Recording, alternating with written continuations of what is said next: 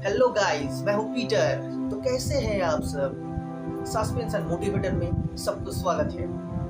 क्या आपको पता है इस सदी का महान साइंटिस्ट सर स्टीफन हॉकिंग ने सन 2009 की 2 जून को एक कॉकटेल पार्टी की अरेंज की थी। लेकिन इस पार्टी में उस दिन सर स्टीफन हॉकिंग किसी को इनवाइट नहीं किया था। इसका मतलब उन्होंने एक व्हील चेयर में बैठकर अकेले किसी का इंतजार कर रहा था। अगले दिन यानी 3 जून 2009 को सर स्टीफन हॉकिंग ने एक प्रेस कॉन्फ्रेंस बुलाया और उसी कॉन्फ्रेंस में उन्होंने वर्ल्ड के सारे लोगों को उस 2 जून की पार्टी में आने को इनवाइट किया था। मतलब जो पार्टी हो गए थे उसमें आने को बोल रहे हैं, ये कैसे पॉसिबल है यार? इसका मतलब जो पार्टी 2 जून को खत्म हो गई है उसी पार्टी में 3 जून को जाने का सिर्फ एक ही रास्ता है, वो है टाइम मशीन। इसका मतलब सिर्फ एक ही है, उस पार्टी का इनविटेशन सिर्फ उन्हीं लोगों के लिए था जो टाइम ट्रैवल कर सकती है। इस घटना के बाद उस पार्टी में कोई आया था या नहीं, ये सर स्टीफन हॉकिंग ने कभी बताया नहीं। इससे ये पता चलता है कि मनुष्य टाइम ट्रैवल को लेकर कितना इंटरेस्टेड है। आप लोगों में से बहुत सारे हैं जो टाइम ट्रैवल को मानते हैं, बहुत सारे साइंटिस्ट भी हैं जो ये स्वीकार नहीं करते, लेकिन कुछ साइंटिस्ट ऐसे भी हैं स्टीफन हॉकिंग की जैसे, जिनका मानना है टाइम ट्रैवल इज पॉसिबल। आप एक बार इमेजिन करके देखिए, लियोनार्डो दा विंची के समय उन्होंने सिर्फ एरोप्लेन की कल्पना ही की थी, लेकिन उसे वास्तव में लाने में 200 साल लग गए थे। इसका मतलब सर स्टीफन हॉकिंग जैसा साइंटिस्टों ने जो टाइम मशीन की भावनाएं दिखाए वो शायद हम इन फ्यूचर में देख भी सकते हैं। तो आज सस्पेंस एंड मोटिवेटर के इस वीडियो में time travel and time machine के बारे में बहुत कुछ जानेंगे। क्या ये पॉसिबल है या नहीं? तो वीडियो को अंत तक जरूर देखें।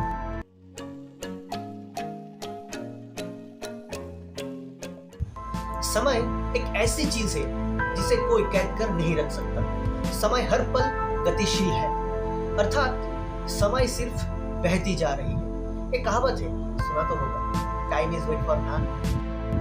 क्या सच में समय को कभी बदल नहीं जा सकता? आंसर कुछ भी हो जाए। क्या आपने कभी सोचा है कब से समय की शुरुआत हुई थी?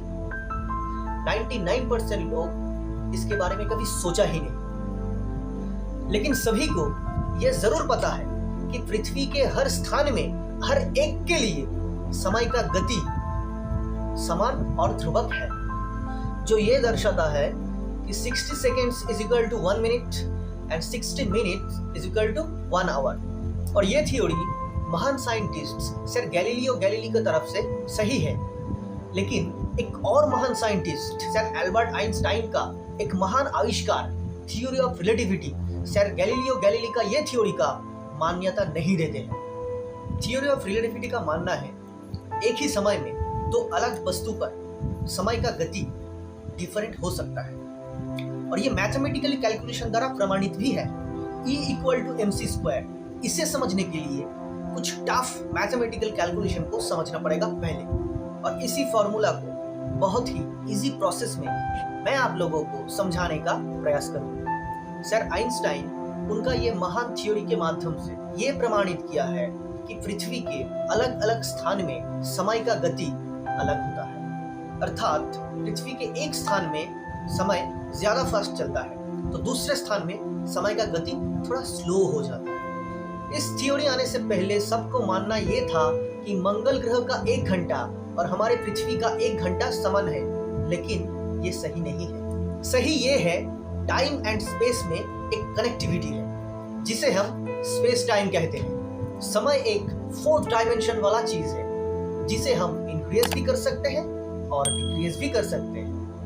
इसका मतलब हम 59 मिनट में 1 घंटा भी कर सकते हैं और 61 मिनट में भी 1 घंटा कर सकते हैं। समय ब्रह्मांड का समुद्र जैसा है, जहां एक साइड में ज्वार तो दूसरे साइड में भाटा, अर्थात समय ब्रह्मांड के किसी एक जगह में ज्यादा फास्ट तो कहीं दूसरे में ज्यादा स्लो चलती है। थ्योरी ऑफ रिलेटिविटी यही प्रमाण करती है। अच्छा, E = mc² का E = energy, M = mass and C = light speed. जिस वस्तु का वजन ज्यादा होता है उस पर समय का गति थोड़ा कम हो जाता है और जिस वस्तु का वजन कम होता है उस पर समय का गति थोड़ा ज्यादा होती है। उदाहरण के तौर पर हम पिरामिड की अगर बात करें तो पृथ्वी की समय की तुलना में पिरामिड का समय थोड़ा स्लो चलती है। अगर ऐसा है तो समझ में क्यों नहीं आता? क्योंकि ये प्रोसेस इतना स्लो चलता है कि हम और आप इसे समझ में नहीं पाते। अनुमान किया जाता है पृथ्वी के 100 साल में पिरामिड का समय 1 सेकंड के लिए स्लो चलता है। मतलब आप अगर 100 साल पिरामिड के अंदर रहकर फिर बाहर आएंगे तो आप 1 सेकंड के लिए फ्यूचर में चले जाएंगे। यहाँ पे डिफरेंस बहुत कम है, लेकिन टाइम ट्रैवल इज पॉसिबल, ये प्रमाणित हुआ है। और एक बात, अगर 1000 साल पिरामिड में रहने के बाद अगर बाहर आए तो आप 10 सेकंड के लिए फ्यूचर में चले जाएंगे। तो आज के लिए बस इतना ही। सेकंड पार्ट जल्द ही आने वाला है। तो फ्रेंड्स, आपको क्या लगता है वो हमें कमेंट में जरूर बताएं। Finally thanks for watching this video. अगर ये वीडियो आपको अच्छा लगे तो प्लीज चैनल को सब्सक्राइब कीजिए। मिलेंगे नेक्स्ट वीडियो में, तब तक के लिए जय हिंद।